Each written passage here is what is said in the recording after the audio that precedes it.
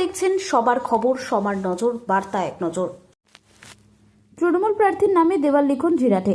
বলাগড় বিধানসভায় তৃণমূল কংগ্রেস প্রার্থী ও হুগলি জেলা পরিষদের সভাপতি রঞ্জন ধারা নামে দেওয়াল লিখনে নেমে পড়লেন জিরাটের গ্রাম পঞ্চায়েত প্রধান অশোক পোদ্দার। এদিন নিজের হাতে রং তুলি নিয়ে পড়লেন। তিনি বলেন যে জিরাট গ্রাম পঞ্চায়েত এলাকা অনেক দেওয়াল রয়েছে, সেখানে এখনো লেখা বাকি রয়েছে, তবে নিজে যতটুকু সময় পাচ্ছি দেওয়াল লিখছি জেতার জন্য। তিনি আশাবাদী যে আরও কি বলছেন শুনবো। হুগলির জিরাট থেকে রাজেশ দেবনাথ, বার্তা এক নজর।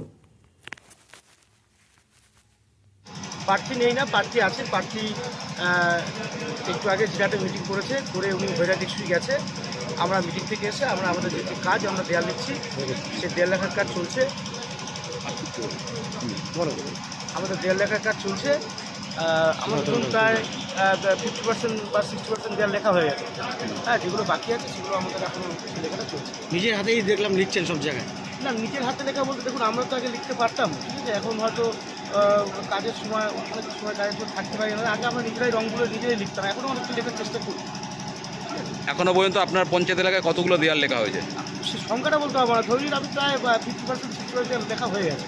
এখনো কাজ জিরাটে তো আর আছে, আমরা প্রায় ধরুন 2600 ভোট আমাদের মাইনাস আছে। তো এইখানে তো আমাদের পুরো অনেক বড় এলাকা। এখানে ধরুন আমাদের একটা সাইডে আমাদের সম্প্রদায়ের মানুষেরা থাকেন, একটা সাইডে আমাদের আদিবাসীরা থাকেন, আমাদের মাইনরিটিরা রয়েছে, ঠিক আছে। আমাদের সবাইকে নিয়ে চলতে হয়। সেই ক্ষেত্রে ধরুন আমরা গেল লোকসভায় আমাদের হাত ছিল, তা আমরা এবার চেষ্টা 100% করছি। অবভিয়াসলি আমরা নিশ্চয়ই স্বাস্থ্য যে আমরা এখান থেকে লিড দেওয়া হচ্ছে। কতটা আশাবাদী লিড দেওয়ার ক্ষেত্রে?